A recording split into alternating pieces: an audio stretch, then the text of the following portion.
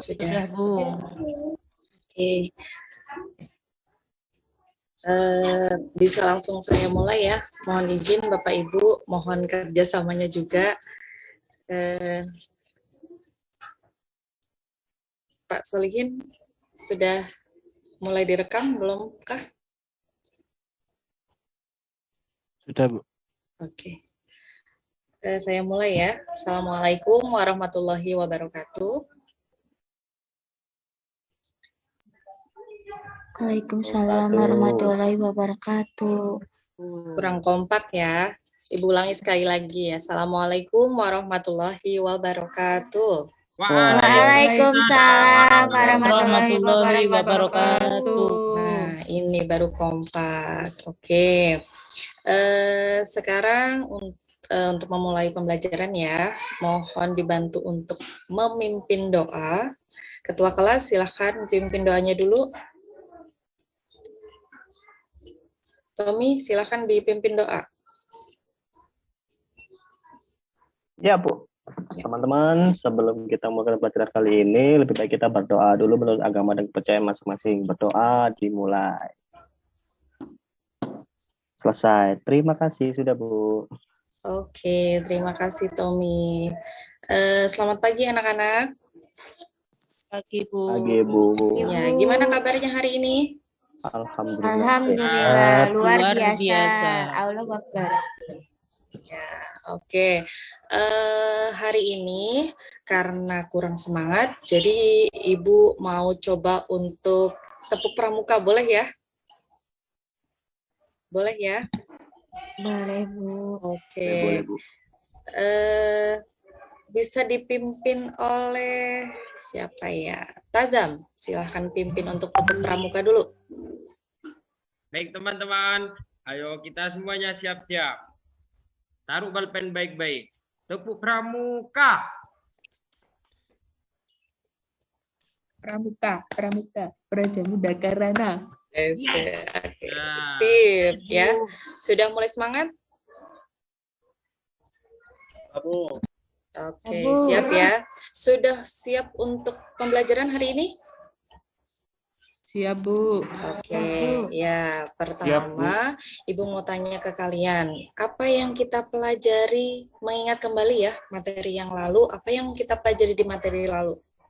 Pertemuan minggu lalu. Hukum, Bu. Tentang? Sistem hukum. Tentang sistem hukum. Ada lagi yang lain yang kita pelajari persis minggu lalu adalah tentang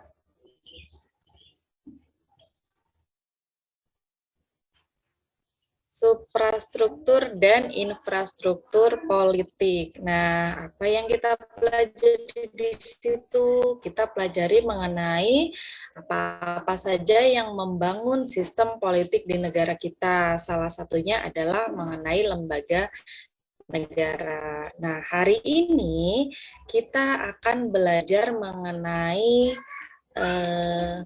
lembaga negara. Jadi kalau sebelumnya kita sudah belajar mengenai apa-apa saja yang membangun sistem politik negara kita mengerucut lagi sekarang, yaitu mempelajari mengenai kewenangan lembaga negaranya. Nah, pertama Ibu akan tanya dulu ke kalian, coba siapa yang tahu bagaimana cara kalian menentukan ketua kelas. Nah, jadi pada saat itu gimana caranya kalian untuk menentukan Tommy sebagai ketua kelas? Tahap-tahapnya apa saja sih yang sudah kalian laksanakan? Fahmi, coba bisa dideskripsikan gimana caranya menentukan ketua kelas. Pada saat itu Tommy dipilihnya secara bagaimana? Cara kesepakatan bersama, Bu, dengan cara mengambil suara terbanyak, Bu. Mengambil suara terbanyak. Oke. Solihin, coba bisa disebutkan apa saja sih tugasnya ketua kelas? Ketua kelas itu tugasnya satu, memimpin atau mengarahkan teman-temannya untuk berdoa, Bu. Yang kedua itu mengecek kehadiran dan melaporkan ke wali kelas. Oke. Itu yang saya ketahui, Bu. Nah, iya bagus. Berarti nanti akan pembelajaran kita akan dianalogikan ke sini ya. Nah, kemudian ada pertanyaan lagi untuk kalian, yaitu yang pertama, apa sih itu kewenangan? Jadi kewenangan itu apa sih? Pernah dengar kata wenang? Apa itu wenang? Atau kewenangan? Neni, apa itu kewenangan? Memiliki kekuasaan, gitu Bu. Memiliki kekuasaan. Coba yang lain, kewenangan itu apa? Wida, kewenangan itu apa Wida? Kewenangan itu seperti kita itu memiliki tugas-tugas tertentu gitu Bu. Oke, tugas-tugas tertentu, memiliki hak, memiliki kekuasaan, itu ya, Ya. artinya kewenangan. Kemudian, coba yang lain juga ya.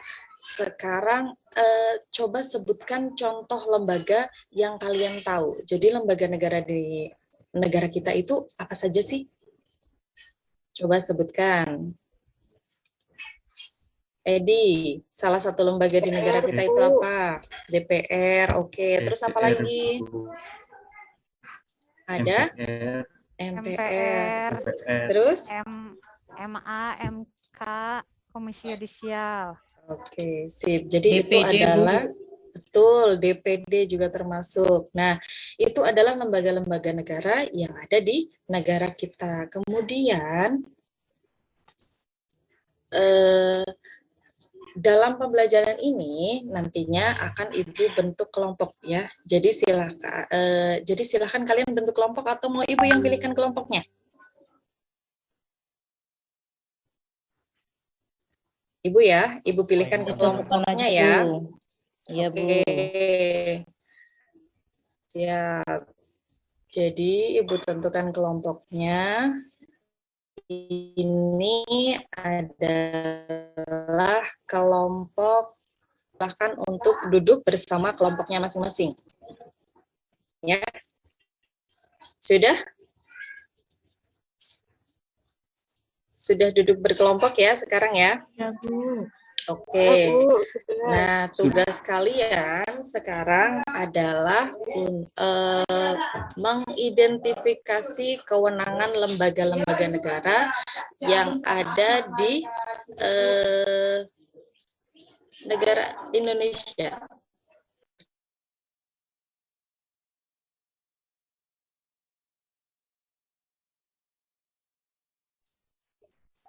Nah, jadi ini adalah tugas dari masing-masing kelompok. Jadi nanti kelompok 1 mengidentifikasi kewenangan dari MPR, kemudian yang kelompok 2 nanti mengidentifikasi kewenangan dari Presiden, kemudian yang kelompok 3 nanti mengidentifikasi kewenangan dari Mahkamah Agung, dan yang keempat mengidentifikasi kewenangan dari Badan Pemeriksa Keuangan.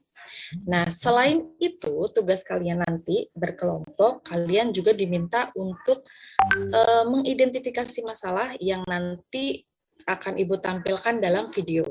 Ya, jadi nanti dalam video ini kalian cari atau kalian nanti temukan masalah apa saja sih, atau ada pengetahuan apa saja sih yang ada dalam video ini ya. Jadi itu nanti tugas kalian. Paham ya anak-anak?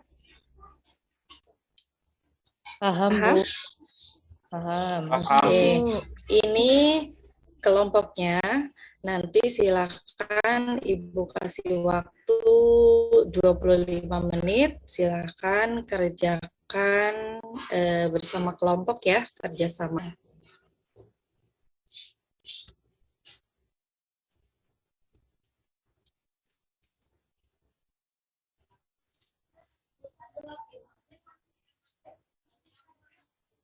Berkelompok ya, tidak sendiri-sendiri, berkelompok.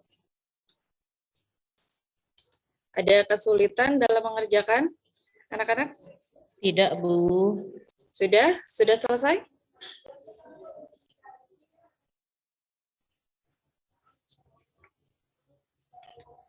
Sudah Bu. Sudah Sudah, Bu. selesai ya? Oke.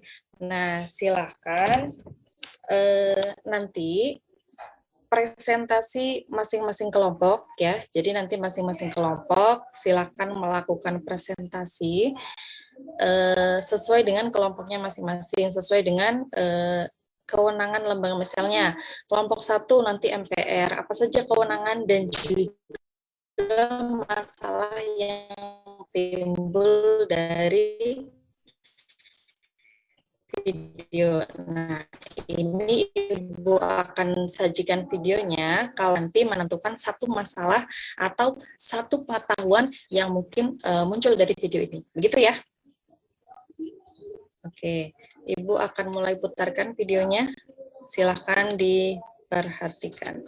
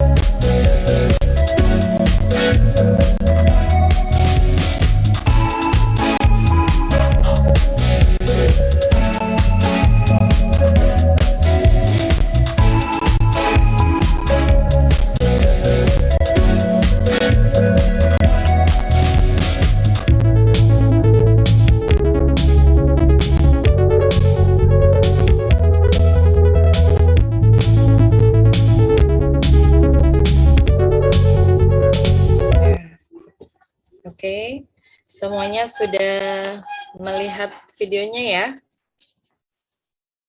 Ya, kira-kira Sudah, Bu. coba sekarang Ibu tanya, apa sih yang tadi kalian perhatikan dalam video tersebut? Tentang Kewenangan lembaga-lembaga, Bu. Iya, betul, tentang kewenangan lembaga-lembaga negara. Nah, tadi perintah Ibu adalah kalian menuliskan masing-masing kewenangan ya. Ini tugas kelompoknya. Nah, satu lagi tugasnya adalah mencari permasalahan yang muncul ya dari video tersebut. Nah, sudah dapatkah per kelompok masing-masing satu masalah ya? Sudah dapat? Sudah ya?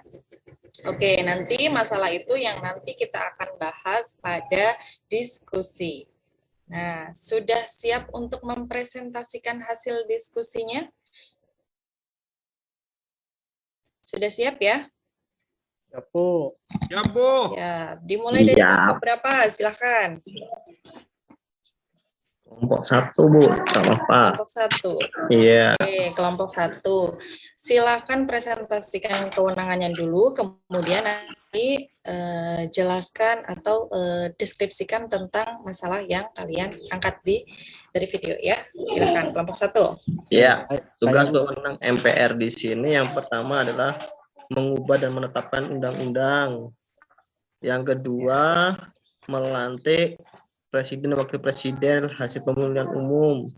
Yang ketiga, memutuskan usul DPR untuk memberhentikan presiden dan atau wakil presiden dalam masa jabatannya. Selanjutnya, melantik wakil presiden menjadi presiden. Selanjutnya, memilih wakil presiden. Dan selanjutnya, memilih presiden dan wakil presiden. Udah itu, Bu. Oke, sudah cukup kelompok 1 ya? Nah, Sudah, Bu. kelompok 1 sudah, kemudian ininya apa? Masalahnya apa yang kalian angkat di kelompok 1? Mungkin Solihin bisa nambahin. Oke, Solihin, masalahnya apa yang diangkat di kelompok 1, Solihin? Ya, Terkait dari video yang ditampilkan tadi. terkait kewenangan lembaga MPR, Bu.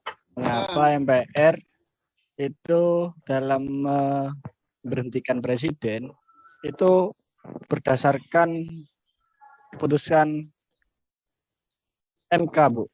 Kenapa enggak langsung diberhentikan saja gitu kalau memang bermasalah gitu, Bu. Ya, oke. Coba dari kelompok lain, silahkan jawab pertanyaan dari kelompok 1. Silahkan tanggapi pertanyaan dari kelompok 1. Kelompok lain, ayo. Mengapa ketika MPR, bisa diulangi, Solihin ya pertanyaannya?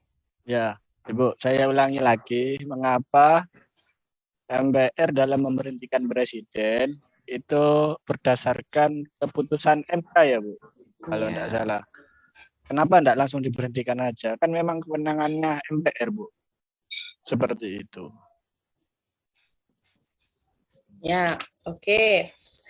Kenapa dalam memberhentikan presiden, MPR ini harus mendapat persetujuan dari Ya, oke.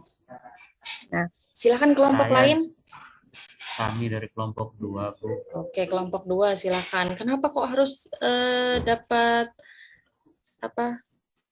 persetujuan Iya.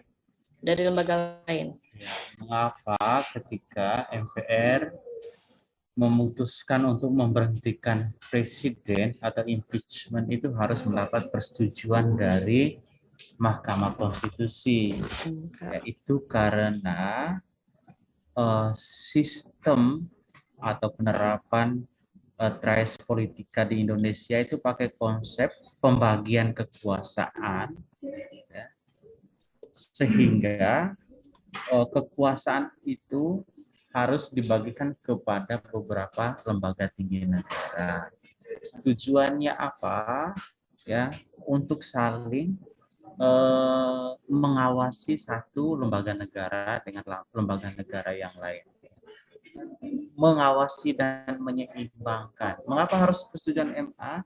Karena jangan sampai misalnya putusan MPR untuk memberhentikan presiden itu tidak konstitusional, tidak sesuai dengan hukum. Sehingga di sini MPR perlu melibatkan MK sebagai lembaga negara yang diberikan kewenangan ya untuk menyelidiki apakah perbuatan presiden ini sudah melanggar undang-undang dasar atau tidak. Seperti itu ya Bu ya. Jadi ini merupakan penerapan sistem pembagian kekuasaan sehingga antar lembaga negara ini saling mengawasi dan menyeimbangkan sehingga kebijakannya itu benar-benar atau keputusannya benar-benar adil gitu ya.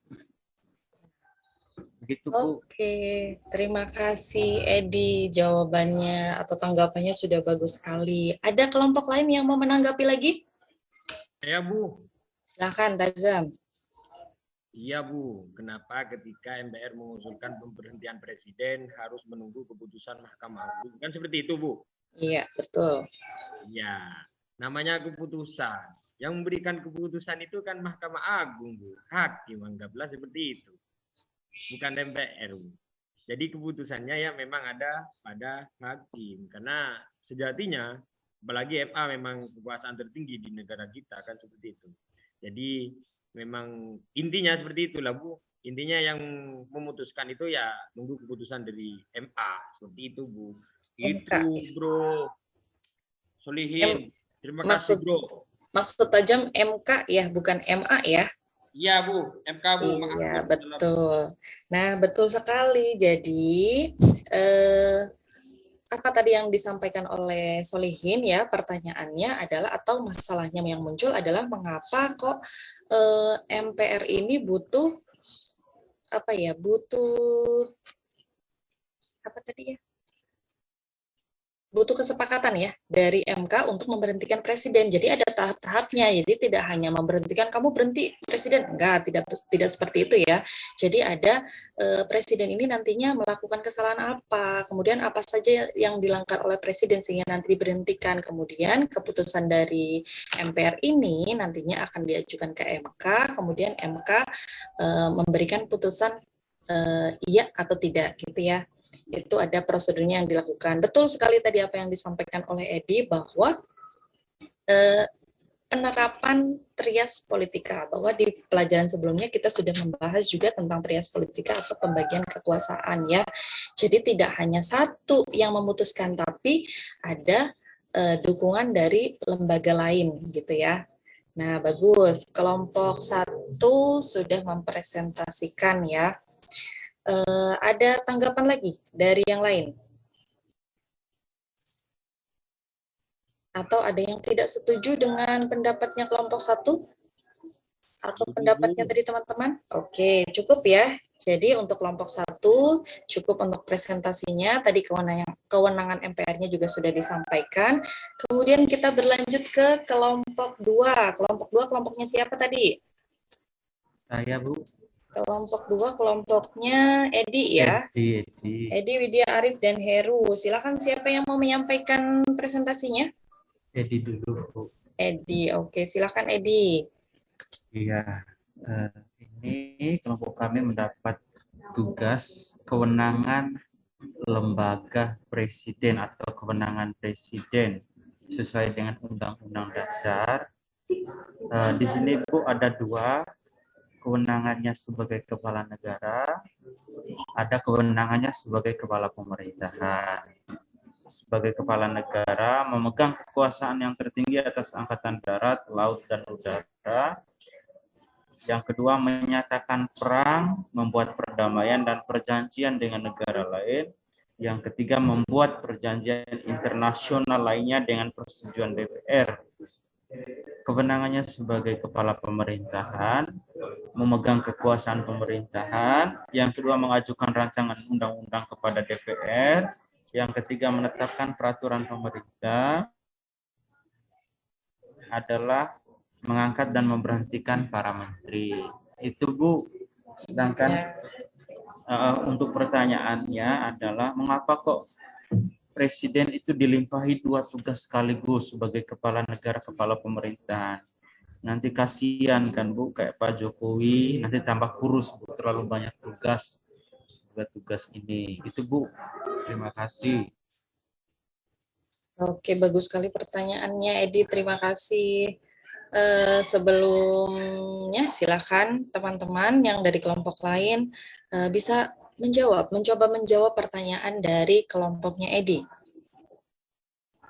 Saya, Bu. Ya, silakan Wida. Jadi pertanyaan kelompok 2 tadi, mengapa Presiden memegang kekuasaan sebagai kepala negara sekaligus kepala pemerintahan?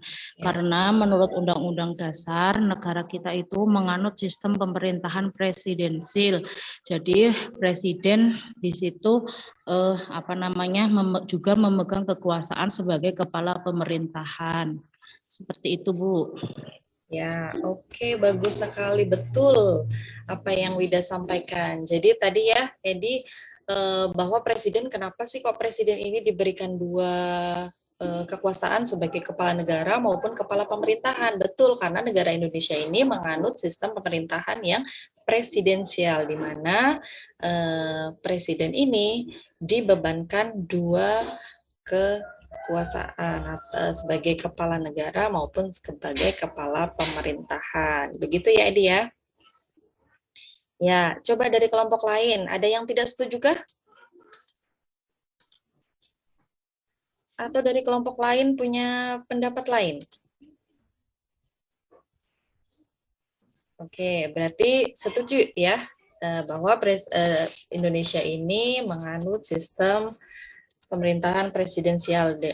Salah satu cirinya adalah presiden dilimpahkan dua kekuasaan, yaitu sebagai kepala negara maupun kepala pemerintahan. Bagus, Edi, terima kasih. Kemudian kita lanjut ke presentasi dari kelompok 3.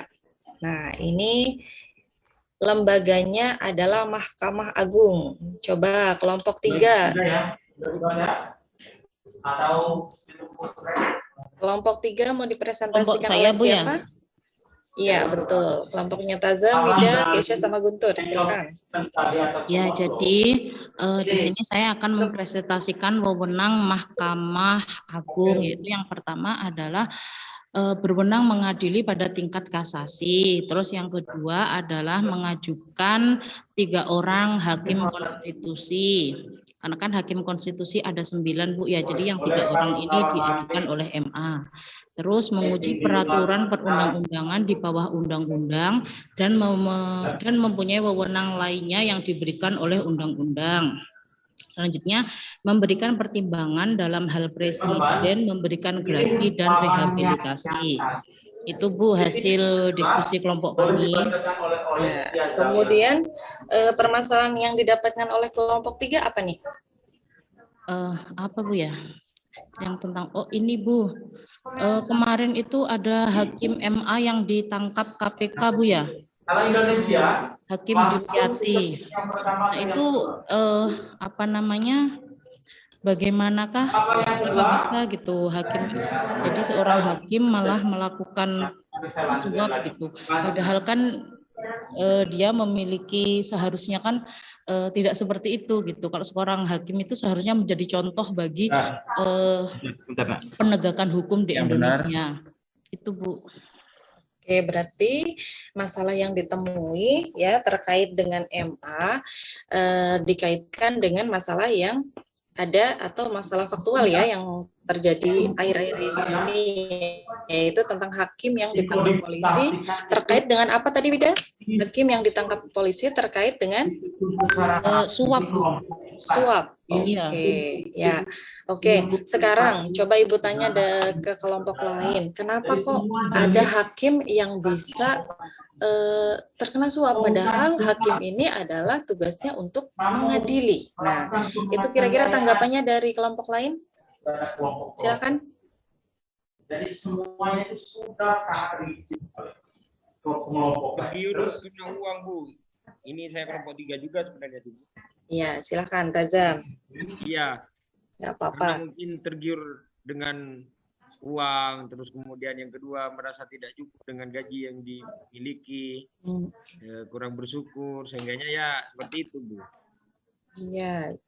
Jadi kembali ke internalnya ya, dari faktor internalnya atau dari diri pribadi masing-masing orangnya ini, ya begitu menurut Tazam ya? Oke, ya ini lawannya. Tadi kalau tadi hakim itu bebas memutuskan berdasarkan hakim. Edi ngomong Kalau sendiri, Ibu. Iya, Edi ini, Edi ramai sekali nih. Edi, nah ya, ya Tazam bisa diulangi lagi tadi. Jawabannya apa? Jadi jawabannya tadi itu yang pertama itu dari internal, Bu.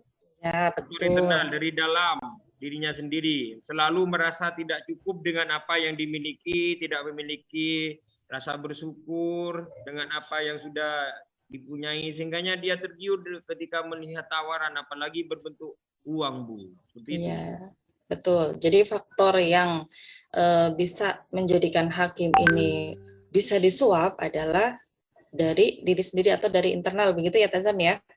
Nah, kira-kira dari kelompok lain ada tanggapan lain? Kenapa kok ada atau misalnya dari segi kewenangannya tadi yang MA? Silakan, ada yang bisa menanggapi? Ya, Bu. Ya, silakan. Terima kasih, Bu. Saya menambahkan jawabannya. Kalau dari Tazam itu tadi karena faktor internal, Bu. Saya faktor eksternalnya, Bu. Kemungkinan karena penegakan hukum di negara tersebut atau negara kita itu tidak maksimal, Bu. Jadi semacam kebiasaan, akhirnya ikut-ikutan. Artinya beberapa lembaga-lembaga negara itu kayak memanfaatkan kewenangannya gitu, Bu. Seperti itu. Oke, bagus. Jadi dari faktor eksternal ini ya, yaitu tentang penyelewengan kekuasaan atau pemanfaatan kekuasaan. Begitu ya Solihin ya? Iya, penyalahgunaan kekuasaannya, Bu. Karena yang lain juga mungkin sering atau pernah terjadi, jadi ikut-ikutan, Bu. Iya, betul sekali. Bagus sekali, Solihin. Terima kasih ya.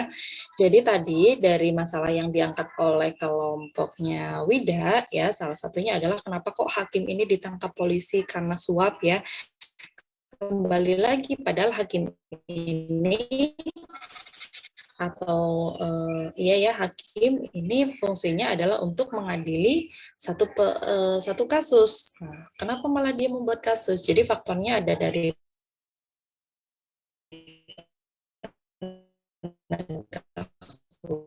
hukumnya yang kurang, kemudian dari diri itu ya, penyalahgunaan kekuasaan. Oke, bagus sekali kelompok 3. Lanjut kita ke kelompok 4. Ya, silakan mau dipresentasikan oleh siapa ini?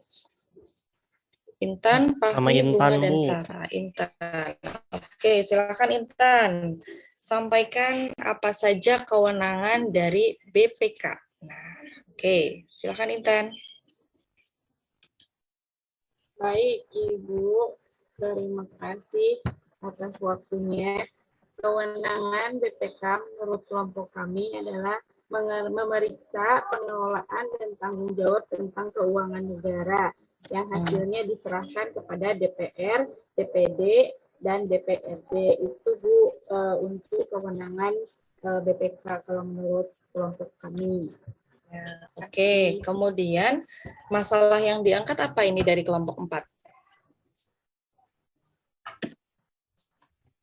Masalah yang diangkatnya itu apa ya, Pak? Ini tadi apa ya masalah yang diangkat? Masalah yang diangkatnya, Ibu, kalau yang kami temukan itu seperti mungkin penggunaan APBD daerah yang tidak sesuai, Bu, dengan aturan, Bu.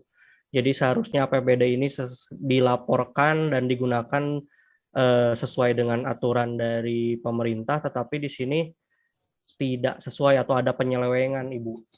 Ya, oke. Itu masalah yang diangkat ya. Kemudian sekarang dari apa yang disampaikan oleh Intan tadi ya, bahwa BPK ini memeriksa pengelolaan dan tanggung jawab tentang keuangan negara. Nah, silakan nanti ditanggapi oleh kelompok lain juga ya, mengenai keuangan negara. Lalu siapa saja sih yang terkait dengan keuangan negara atau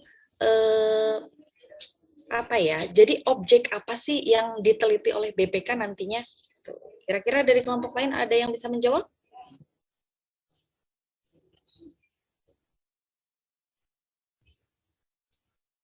BUMN mungkin, Bu. Betul, ada BUMN. BUMN kepanjangannya apa? Badan Usaha milik negara, Bu. Badan usaha milik negara, betul. Maka dari itu ini adalah salah satu objek yang nanti akan diperiksa oleh BPK. Jadi keuangannya bagaimana ini BUMN? Selain BUMN ada apa lagi? Ada BI, kemudian juga ada pemerintah pusat dan juga pemerintah daerah. Itu nanti yang mengelola keuangan negara maupun daerah nanti juga akan diperiksa oleh BPK. Begitu ya, kelompok 4. Nah, oke.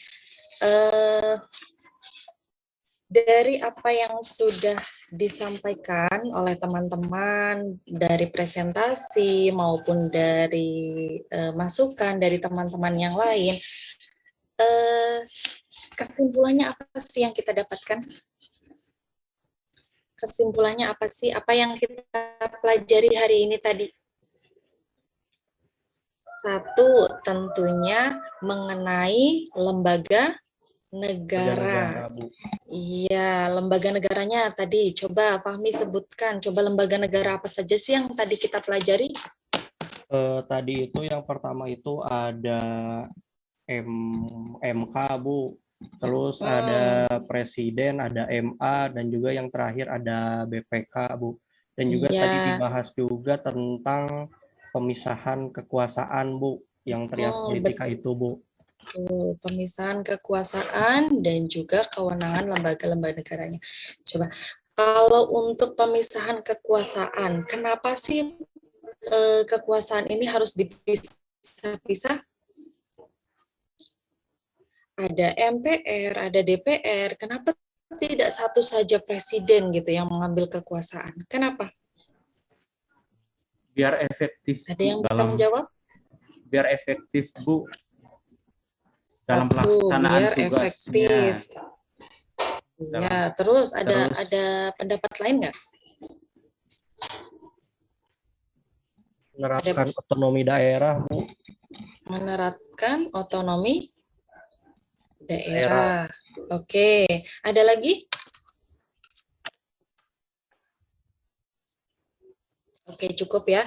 Jadi betul tadi yang disampaikan oleh kelompok ya, masing-masing kelompok tadi sudah menyampaikan masalah yang dianalisis berdasarkan video atau diidentifikasi berdasarkan video yang ditampilkan. Videonya menampilkan apa? Menampilkan kewenangan. Jadi dari kewenangan itu apa masalah yang timbul. Kemudian masing-masing kelompok ini sudah menyampaikan masalahnya dan juga sudah ditanggapi oleh kelompok lain. Nah, kesimpulannya adalah kenapa tadi kok lembaganya ini dibagi-bagi? Salah satunya adalah untuk keefektifan. Betul apa yang disampaikan Edi.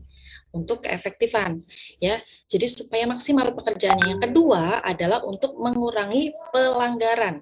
Jadi kebayang nggak kalau misalnya nanti presiden ini memegang semua kekuasaan dari mulai pemeriksa keuangan, dari mulai melaksanakan pengamanan negara, kira-kira maksimal nggak ini presiden? Tidak akan maksimal, betul. Maka harus efektif dan juga mengurangi pelanggaran. Kalau nanti tidak ada yang mengawasi kinerja presiden, maka akan terjadi pelanggaran atau akan rentan terjadi pelanggaran. Begitu ya. Nah, tadi juga sudah disampaikan mengenai kewenangan dari masing-masing lembaga negara. Ada yang masih belum paham? Sudah paham? Ada yang mau ditanyakan? Ada yang mau ditanyakan?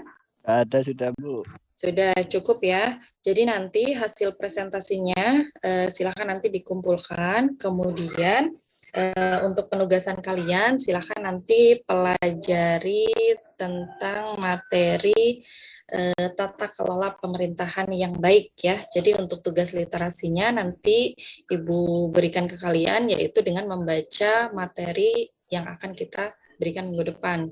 Jadi nanti dibaca ya sesuai buku paket. Dari kalian bisa baca dari buku paket atau dari sumber internet mengenai tata kelola pemerintahan yang baik. Begitu ya? Oke, coba Ibu punya satu quotes. Nah, ini quotes-nya. Minta tolong Tazam untuk dibacakan. Tazam di mana Tazam? Ada? Siap Bu, ada Bu. Oke, Tazam, silakan dibacakan ini Tazam, pesan untuk teman-teman kita semua. Bismillahirrahmanirrahim.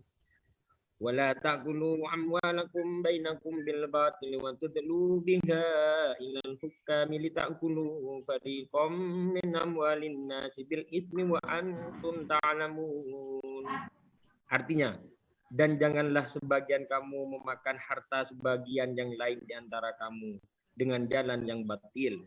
Dan janganlah kamu membawa urusan harta itu kepada hakim supaya kamu dapat makan sebagian daripada harta benda orang lain itu dengan jalan berbuat dosa padahal kamu mengetahui. Quran surat Al-Baqarah ayat 2 188. Ingatlah, jangan jadikan rahim suci ibumu sebagai tempat lahirnya sang koruptor.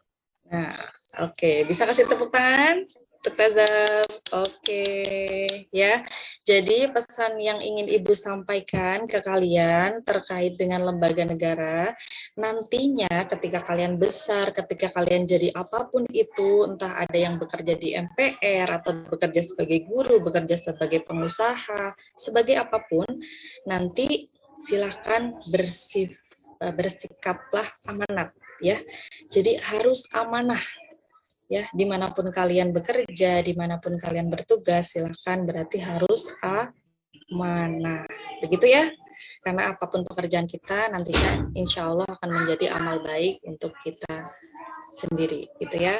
Oke, terima kasih Ibu, tutup ya. Silahkan ditutup oleh Tommy, Ketua Kelas, untuk dipimpin doa penutup. Siap, Bu. Bentar, Bu, ya, azan.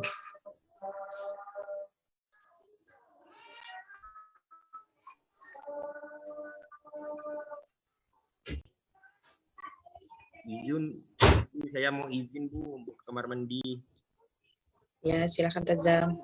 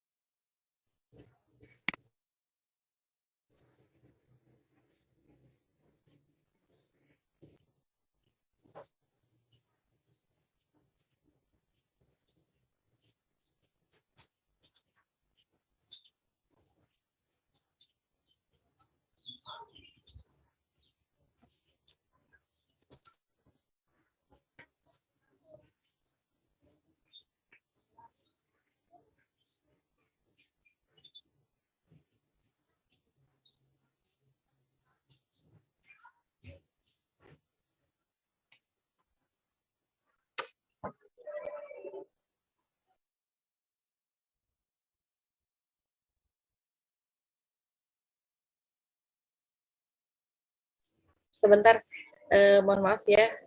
Silakan nanti ditutup doa oleh ini ya, Fahmi. Silakan tutup doa dulu Fahmi. Baik, di akhir pembelajaran ini mari kita akhiri dengan doa, ya. Berdoa mulai, doa selesai. Terima kasih, Bu. Terima kasih anak-anak. Ibu akhiri ya. Terima kasih. Wassalamualaikum warahmatullahi wabarakatuh. Waalaikumsalam warahmatullahi wabarakatuh. wabarakatuh.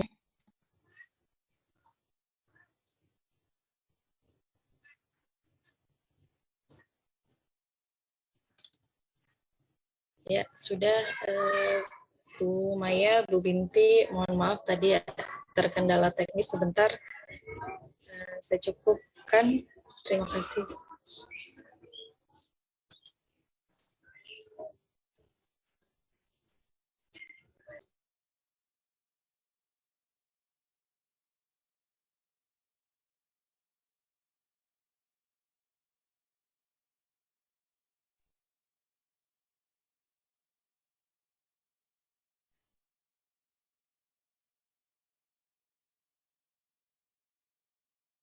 Oke.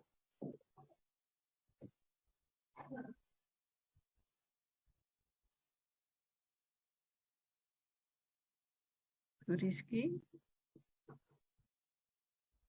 Ya, Bu. udah ya? Ya. Oke. Baik, saya tadi agak nge-lag ini saya, Bapak Ibu. Jaringannya kurang sip. Baik, Bapak Ibu, silakan yang menjadi observer, Bu Rizky, Putri Rizky.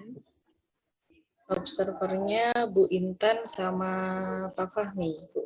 Oke, silakan Bu Intan, Pak Fahmi.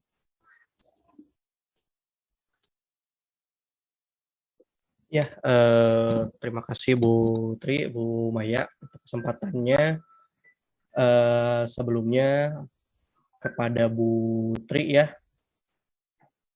sudah menyampaikan pembelajaran ini sesuai dengan komponen yang memang ada di kolom penilaian dan juga sudah menampilkan pembelajaran yang memang di sini sesuai juga Bu dengan pembelajaran di kelas 11 dan juga sudah bisa mengelola pembelajaran dengan menarik dan peserta didiknya pun walaupun tadi mungkin di awal-awal terlihat kurang interaktif, tapi Ibu bisa mengatasi itu semua Bu dengan langsung menunjuk ataupun langsung memerintahkan salah satu peserta didik yang ada di sini gitu Bu. Kalau dari saya Bu, dari sini untuk intonasi suara juga sudah bagus, terus Ibu juga sudah menggunakan media yang memang berbasis teknologi juga, dalam penyampaiannya pun juga sudah jelas sekali Bu, sesuai dengan apa yang ada di dalam penilaian, kurang lebih kalau dari saya seperti itu aja Bu, tidak banyak, jadi pada intinya sudah luar biasa dan juga sudah sesuai Bu, sudah siap ini untuk kompre nanti Bu kalau menurut saya. Ya, itu saya dari saya, mungkin tambahannya dari Bu Intan. Ya, terima kasih Pak Fahmi atas apa yang sudah disampaikan. Terima kasih Pak Fahmi. Selanjutnya Bu Intan. Silakan Bu Intan. Intan. Terima kasih Bu Rizky. Mohon maaf ini agak sedang kurang enak badan Ibu. Ininya sudah digalakan. Apa namanya? Kalau menurut saya kali. nggak tahu juga ya, saya juga masih banyak kekurangannya gitu ya Bu. Kalau menurut saya mungkin yang dari komponen-komponen penilaian itu sudah terpenuhi, hanya saja mungkin nanti untuk apa namanya, untuk suaranya mungkin Bu agak semangat lagi gitu ya, maksudnya dalam artian di sini biar peserta didiknya tidak pada diem gitu, karena mungkin apa namanya, ketika gurunya bersemangat atau suaranya misalnya ayo anak-anak gimana gitu dan baik sebagainya dengan energinya gitu, mungkin bisa membangkitkan suasana kelas gitu. Jadi, kalau itu menurut saya, menurut pendapat saya itu saja sih Bu. Terima kasih Bu Rizky, selamat sudah selesai ya revisinya. Mudah-mudahan besok uji kompre kita berjalan dengan lancar. Terima kasih Bu. Amin, terima kasih Bu Intan. Doa yang sama buat Bu Intan. Monggo Bu Binti. Terima kasih. Ini di kelas mohon maaf kalau misalkan ada suara masuk sedikit. Begini Ibu Tri Rizky, apa yang Ibu sampaikan itu tadi sudah mulai pembukaan ya, inti, penutup. Tentang inti Ibu. Ibu tadi kan memberikan ke murid-murid coba identifikasi masalah dari video yang Ibu tampilkan, begitu kan? Nah, tapi videonya itu kok berupa penjelasan Ibu. Ya. Ini kan jadi semacam materi ya, konsep ya. Ya. Saya kira itu tadi Ibu memberikan kasus, memberikan contoh kasus atau memberikan suatu permasalahan, kemudian anak-anak atau murid Ibu mengidentifikasi. Itu catatan saya. Kemudian waktu Ibu tadi mulainya jam 10.40. Kalau misalkan 40 menit itu 11.20. Kalau 40 ini. Nah, tapi ini sudah hampir setengah 12 lebih. Jadi untuk teman-teman yang lain mohon di manage waktunya ya. Mestinya kalau 40 menit 11.20 ini sampai 11.35. Tuh. Jadi apa namanya? Ini usul saja ya. Kalau bentuk kelompok jangan terlalu banyak. Bikin 3 kelompok misalkan, terus presentasinya menanggapinya yang poin-poin saja. Itu yang dari saya. Kemudian kalau masalah pemanfaatan IT, TIPEC itu sudah bagus. Oh iya, tadi itu pembukaannya, mohon maaf saya tadi banyak yang dikerjakan. Nggak ada lagu kebangsaan, nggak menyanyikan lagu ya? Nggak ada Bu, Oh kebetulan iya. saya dibuat RPP-nya nggak pakai lagu. Iya, jadi memang kita kembalikan ke guru pakai lagu nasional apa tidak. Tapi terus terang, kalau pengalaman tentang Kurtilas itu di pembukaan mohon di apa namanya diajak untuk nyanyi lagu nasional sebagai bentuk untuk membangkitkan nasionalisme anak-anak gitu ya. Apalagi di zaman sekarang ini kan anak-anak 2 tahun ini enggak menghadapi bangku sekolah, jadi dicari mungkin lagu nasional yang menitnya sedikit gitu. Karena yang menampilkan lagu nasional itu hanya guru PPKN. Saya kira itu. Hanya itu Ibu yang bisa saya sampaikan. Terima kasih. Terima kasih Bu Binti. Baik, terima kasih Bu Binti. Nah, Bu Rizky, tadi memang Ibu itu cenderung mendayu-dayu. Jadi ada baiknya ada di part-part tertentu Ibu memberikan tekanan-tekanan tadi ya. Jadi ada di bagian-bagian tertentu yang ya misalnya ya Ibu memberikan apa itu ya nuansa intonasi yang berbeda itu Bu Rizky ya. Tapi mungkin ya itu sulit ya, bisa dicoba, maksud saya bisa dicoba. Yang kedua tadi Ibu sebenarnya menyajikan lembaga-lembaga negara. Lembaga negara itu termasuk suprastruktur atau infrastruktur? Suprastruktur, Bu. Nah, jadi di awal Ibu sudah menanyakan, panitia pelajari apa anak-anak? Misalkan, jadi mereka menjawab, kita bicara tentang apa? Suprastruktur dan infrastruktur. Nah, hari ini kita akan lebih mempelajari tentang lembaga-lembaga apa saja yang ada di dalam suprastruktur. Namanya supra ya berarti yang ada di atas. Kalau infra yang ada di bawah. Gitu ya. Sehingga suprastruktur itu lembaganya apa saja. Nah, itu bisa menggali ke sana. Nah, dari lembaga-lembaga tadi, sebenarnya kan banyak ya ada lembaganya. Ibu memilih apa tadi? MA, Kepresidenan, MPR, satunya apa ya tadi? BPK. BPK. Ya. Ya. Kenapa Ibu memilih itu? Karena untuk mewakili, kalau yang 3 mewakili dari kekuasaan legislatif, eksekutif, dan yudikatif. 1 saya tambahkan lagi. Gitu. Karena kelompoknya kalau BPK, lembaga apa?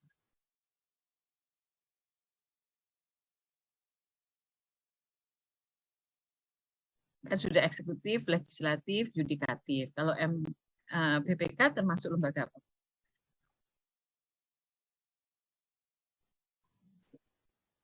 Yudikatif, Bu.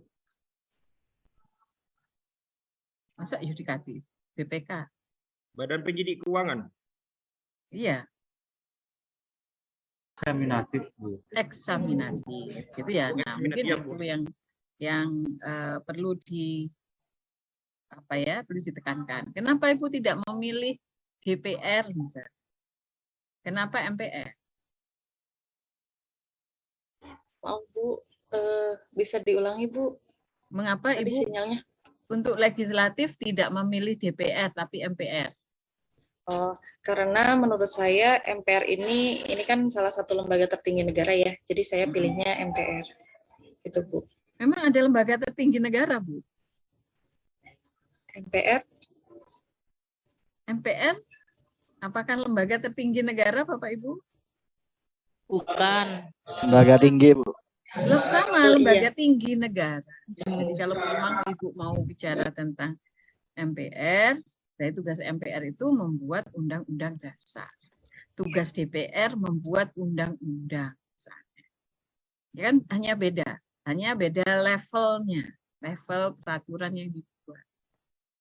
Ya, tidak ada lembaga tertinggi negara.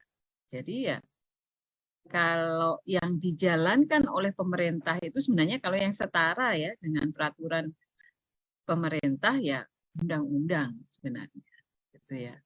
Nah itu mungkin lebih menekankan ke sana saja. Kalau menurut saya ya pembelajarannya lebih mengenal ke sana. Sedangkan tadi masing-masing lembaga tadi kewenangannya apa, tugasnya apa, itu cukup mereka untuk mencari saja, ya, mencari saja. Jadi nanti di diskusi kelompoknya tadi kan apa ya, menurut saya agak meluas karena mengarah pada korupsi, ya enggak tadi. Fahmi tadi mengatakan apa Pak Solihin ya tadi yang mengatakan, nah itu apa namanya abuse of power itu Bu, penyimpangan kekuasaan gitu ya, penyalahgunaan kekuasaan. Nah, itu kan bicara tentang kewenangan, tapi tidak berbicara tentang kewenangan lembaga-lembaga negara. Itu ya Putri ya. Jadi nanti Ibu pilih lah yang mau Ibu sajikan itu tentang apa? Tentang bahwa lembaga-lembaga ini punya kewenangan dan kewenangan itu ada di tracknya dan tidak boleh diselewengkan, ataukah kewenangannya ini kalau MA, Presiden ini, kalau DPR ini misalnya, yang mana?